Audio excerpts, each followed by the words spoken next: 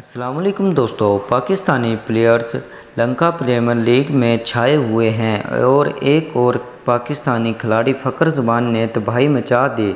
We love Canada की तरफ से खेल रहे हैं और उनकी टीम भी अब टेबल टॉप पर है। फ़खर ज़मान ने अपनी दोनों इनिंग में शानदार बैटिंग की और अपनी टीम को मैचेस जितवाए और तबाहकुन बैटिंग से दोस्तों तमाम फैंस के भी दिल जीते।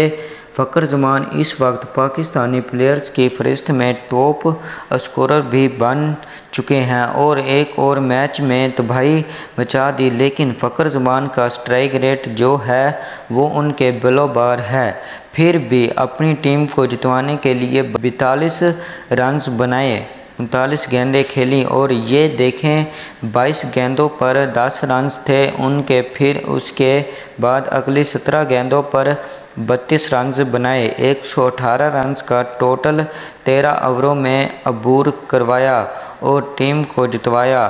दोस्तों, ऐसी वीडियो देखने के लिए हमारे चैनल को सब्सक्राइब करें, लाइक करें, कमेंट करें और वीडियो अच्छी लगे तो शेयर करें। तब तक अपना ख्याल रखें, मिलते हैं अगली वीडियो में। अल्लाह हाफिज़।